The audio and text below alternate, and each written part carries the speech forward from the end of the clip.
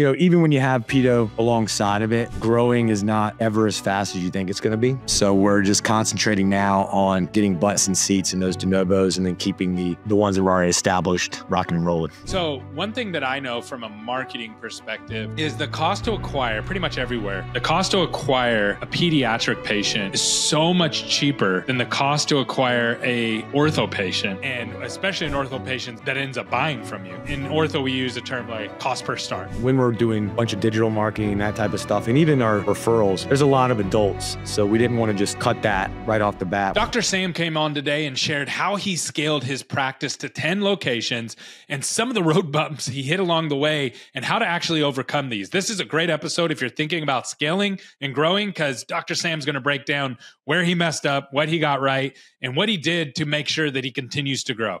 Stay tuned. Welcome back to another episode of Dental Marketing Theory. I'm your host, Gary Bird. I'm the owner of SMC National, where we help offices just like yours level the playing field so you can grow the way that you want, but you can't grow if you don't have a vision. And today, Dr. Sam Burrow, who's a renowned speaker, teacher, author, and award-winning board-certified orthodontic specialist, is going to break down how he scaled his practices. And he was very, very transparent. He told us the good, the bad, and the ugly. This is a great episode. You're going to want to stay tuned for this. All right, we are live, and I got the privilege today to talk to Dr. Sam, who in the last several years has grown to 10 practices, and that is hard to do. So he agreed to come on today and share with us what has been the biggest impact to him growing his practice, growing his organization. Dr. Sam, go ahead. Why don't you tell us what the biggest thing has been for you when it comes to growing your practices? Yeah, absolutely. As we were talking about before we started here, when I first came out, they'd come in with my dad. He already had an established practice and then a satellite where he worked out of a pediatric office. We were up there about a day a week. So that was good to kind of, get out of that. Then we decided to add one more practice. That was about 3 years after I got started. And then we went from the 2.5 to 10 within 3 years, with 4 of them, now 5 of them being de novos, which, Gary, I can tell you, was probably the wrong decision to make. We realized that we thought we were good. We did the one de novo. We did one in South Carolina.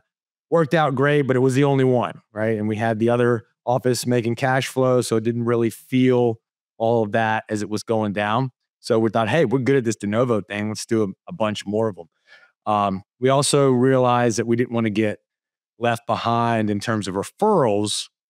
So we wanted to implement pediatric dentistry with this.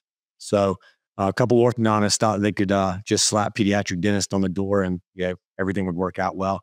Not quite how it happened. Luckily enough, my dad acquired Charlotte Pediatric Dentistry, which was another big pedo office. So we were able to combine with them. So not only were we doing 5 ortho de novos, but we were doing pedo de novos too. And we're kind of on the other side of that now. Now just trying to get growth inside of those. So now going from 2.5 to 10 plus another 10 pediatric offices that are kind of in that combo zone. So we're doing a lot now with the integrating of those systems. And, even when you have pedo alongside of it, growing is not ever as fast as you think it's going to be. So we're just concentrating now on getting butts and seats in those de novos and then keeping the ones that were already established rocking and rolling. That's awesome, man. I love your vulnerability and also calling out the things that you did wrong, because that's business, right? You get 10 things wrong and then you get 2 right, and you go with those 2 and then you get 10 more things wrong and then 2 right. And that's just the nature of business, especially as you grow. So one thing that I know from a marketing perspective is the cost to acquire pretty much everywhere. The cost to acquire a pediatric patient is so much cheaper than the cost to acquire a ortho patient, and especially an ortho patient that's going to buy that ends up buying from you. So in ortho, we use a term like cost per start. So let's just say the cost per start when you market, I'm just going to use round numbers, $1,000. So you're charging $5,000, but you're spending $1,000 to generate that patient to buy from you. So really eats into your margins, especially when you don't have other things to sell them, right? Because they're only a one-time patient. Where pedo might be $50 or $100 to generate that patient, and they're coming in and buying treatment. And then what a lot of people do is they double dip and turn some of those pedo patients into ortho patients, which is now like, I'm just again using round numbers. Let's say it's $100 to generate that pedo patient to walk through the door. And then you also get ortho, like that's way better than the $1,000, right? Like it's 10x less. Has that been kind of your finding, or how do you guys think through that? That's kind of how we initially thought. So when Dad had that satellite practice with the pediatric dentist, who eventually has now become our partner, it was totally like that. We were out there a day a week. We got all their patients. It was, kind of like shooting fish in a barrel. So cash flow was super high because overhead was hardly anything.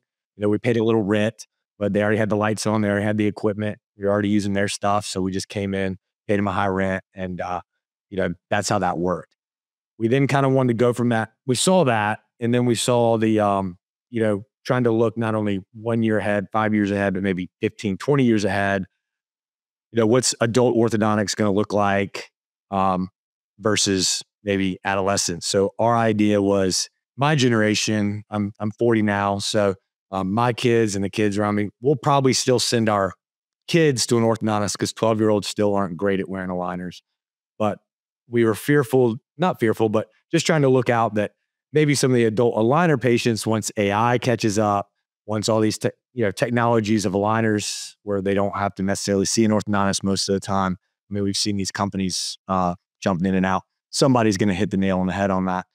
So we kind of wanted to get pedo really as the source of, hey, let's get those pedo patients, as you were saying, build that pediatric practice, and then let that flow into the higher margins of our ortho practice. And that's kind of where we're at right now, trying to build those pedos and then get the systems and make it easy for the patient because, with the Amazon effect, right, everything's convenient.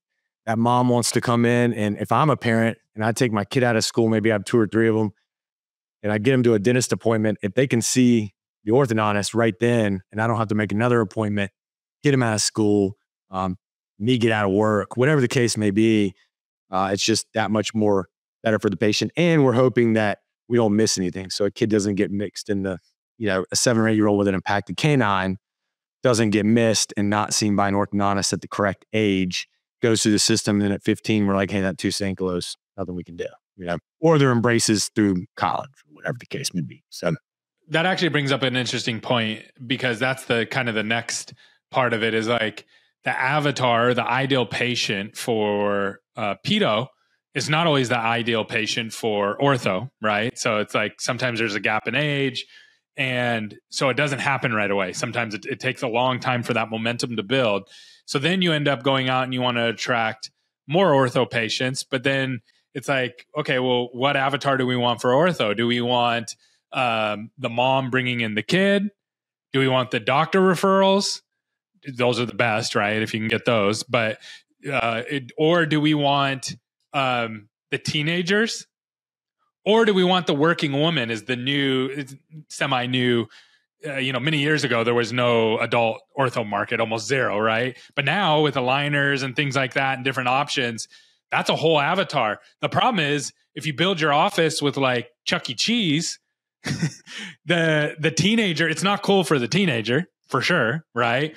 And it's not cool for the working mom who just wants convenience, and the working woman that wants convenience and is going to come in and buy for herself. So how did you kind of navigate that? Where did you guys land with that as far as who are you serving and how are you attracting them? So yeah, I'm glad you asked that. We put a lot of thought into it because when you're thinking about building these buildings and then doing de novos, where do you want to use that square footage? What's going to be the best? So we ultimately decided to keep them separate but same. So we share sterilization, we share doctor's offices, but when you come in the front, you come into a pediatric side that has all the fun stuff, the Chuck E. Cheese, whatever. You come in the ortho side, very sophisticated, clean, modern looking, because you're selling either an adult patient, who we're about 50% adults on the ortho side, which has gone way up since COVID, as you probably know. And then if we have the kid, we're selling the mom. So, she wants it to look nice. She wants to have the nice Starbucks machine, that type of thing. So it is a much different look on each side. That's awesome. So you built out more for the older demographic on the ortho side, younger on the pedo side. Okay, and that's and are you happy that you've done that? Like, has that worked out for you guys pretty well from everything that you can tell? I know that we never know the future and what's going to happen, but like from right now, are you happy that you did it that way and didn't focus on the younger crowd on the ortho side? Yeah, we are. And simply because too, like I was saying, our demographics and the way that we've seen it, when we're doing, a bunch of digital marketing, that type of stuff, and even our dental referrals, there's a lot of adults. So we didn't want to just cut that right off the bat. We wanted to make sure that it was inviting for them. And then again, the kids aren't going to care as much. And so you have both sides, and it's worked out real well for us. So that's great. What has been, as you've worked through this and you've grown to 10 practices and you continue to grow, what has been like the one thing that you would go back and tell your younger self when you started? Hey, don't go left, go right. What would be that thing? The first would be slow down a little bit. Now, I say that, but also my idea is take some action and then stumble a little bit and see if we can get back onto our feet. So the balance of having some partners with it too, which has been fantastic, is we all have different cadence on that. Mine's obviously, gas to the floor, and some of theirs are not. So slowing those up. Operational wise and scale wise, I read maybe 2 books and thought I was a genius at it. And then obviously implementing that after reading a book is whether it's Traction or any of those books. Oh yeah, of course I've got it. But actually putting those in place and then realizing, hey, it's not me that's going to do it. We need to hire people that have done this and know this. So basically hiring faster and hiring higher, I wouldn't say, just higher level people and more experience. Yeah. That's one lesson I would say in business that I've learned is that I can save money on hiring and teach somebody. And there's certain positions that there's actually an advantage of doing that because there's certain things inside my company that I don't want to do traditionally. I want to do it differently than everybody else. So then I want to hire a younger person that I can train to do it the way that I want them to do it, not the way they were taught incorrectly, in my opinion, or whatever that is. But then there's other positions that you can get, basically you pay for the experience, right? You pay because they've already done that thing. And so like, I think in like dental revenue cycle management, like you're not trying to reinvent the wheel there. You just want to make sure you're collecting the money, you're billing, everything's working efficiently. You don't want to go hire someone green to do that because you're going to end up lacking money as you're growing. You want to have somebody with experience, but maybe on the design of the office, maybe you hire somebody who's never built a dental office before because you want it so different, right? Is that kind of what you're talking about there? Exactly. So, getting the basics is what we made the mistake on the first time. I would say mistake, but we got some people outside the industry that were good operators, but not dental operators. And then, we're able to revert that and get somebody in that had experience at big DSOs and big this. So he was kind of, see your situation, bang, bang, bang, here you go. And it kind of took the operations out of my hands, which I don't enjoy. I enjoy making the relationships with the dentist and doing the marketing stuff and, having ideas that other things can be, that other people can help me implement because as we all know, some idea guys, some implementers. I'm not the implementer. So how'd you figure that out? That because a lot of times when we start, maybe you were this way, I was this way. I was like, I want to do everything. I can do everything. But then I realized like, yeah, I could go do this, but I don't want to do it. And I'm actually, I'm not the best at it. Right. How did you come to that conclusion of like, okay, here's what I should be focusing on? I think early on, I was like, you wanted to do everything, was doing all stuff. We got to do it this way. I just read this new book. We got to do it that way. And then, realized it was nice having partners too, because they would take on different stuff. So we learned early, hey, you really like this. Why don't you stick with that? I really like this. I'm going to stay out of your lane unless you need my help. Talk to me about it. And then in that point, we realized, okay, now we need some higher up people where we can go produce. Or not as, at first we thought, okay, well, I need to be out of the clinic. That was my only thought. And now it's like, well, I can produce a lot as an orthodontist where somebody else for, X amount of money can do that operations and do it better. So why don't I go and do what we're supposed to be doing and then get back there? Yeah, a lot of times you can have your cake and eat it too if you pay attention. And also it's also quality of life too, right? Like there's times where we got to clean the toilets, I call it, right? Like no one signs up and says, I'm cleaning the toilets. But if your office is opening in 5 minutes and no one's there and the toilet's dirty and patients are going to walk in, like you're the CEO, so you are the chief everything officer, so go clean the toilets. And that's life. That's going to happen. But the thing that I like about business the most is that I'm really, if my job's cruddy, it's because I made it cruddy. And if my job's awesome, it's because I made it awesome because I was intentional. Did you have any tricks or techniques to like nail that down? Because if I heard you correctly, it's like clinical. Okay, now I got to get 100% out of the chair. Operations. Wait a second. I could hire someone better and make more money at the same time. Something for me was like, I learned a technique where I just wrote down on a piece of paper, drew a line in the middle. I had hate, love. And every day for like a week, I just wrote down like, I hated doing this. I hated doing this. I don't ever want to do this again. I love doing this. I love doing this. And then at the end of the week, I was like, oh, I just need to find somebody to help me with these things so I can focus more on these things. Did you have anything like that or anything that you used to help you with that? It's funny. I should have had the to list, but I just basically had the list of things where the way that I would judge it is if I had whatever I had to do that morning, if I wanted to get up and hit the gym at 5:30, get done, go, get there, have fun with it. That's probably what I wanted to be doing versus like waking up and being like, oh, kind of dreading the day. Like I got to do this. There's going to be a meeting in the morning, this, that. I really enjoy being out in the dental community.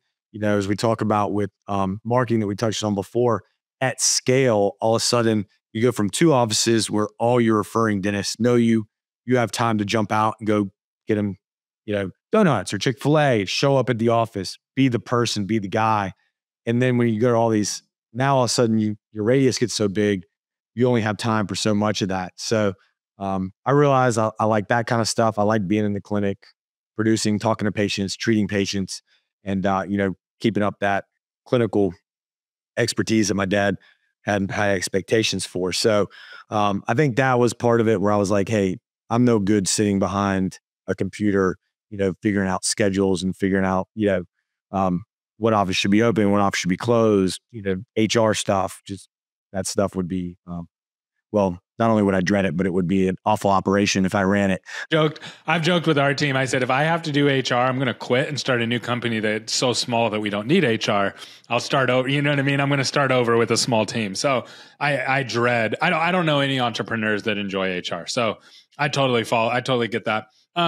So if someone's listening right now and they got 1 or 2 practices, they're like where you were day one with your dad, what would you tell them? And they're thinking about growing, right? They're like, I want to go to the moon, right? I want to have 20 practices in the next couple of years. What would you tell them? What would you say to them? What would be your advice to them? Yeah, that's a great question. So obviously there's a bunch of different ways to do it. Ours is one way that's, very cash flow poor, that type of stuff where you're going to catch in there. So I would say if you got really good at the 1 or 2, maybe build a big team. It depends on if you want partners or you don't want partners.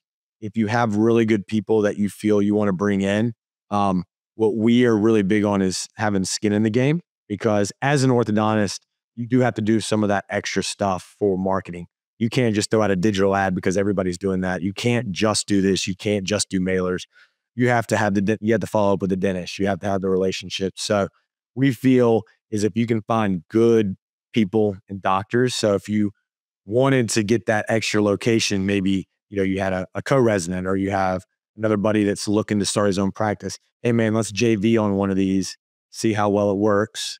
And then boom, we're off. Maybe you only have 50% of that one, but then you go and do another one. Maybe then you go do another one. So just not being greedy with some of the equity and just making sure that person is more responsible for the operations part of it. And so it seems like a smaller shop, but you have congruency in some HR stuff. And I've noticed that about dental is that a lot of dentists are like, really, they get really hung up on like, I got to own 100%. I got to own this much of it.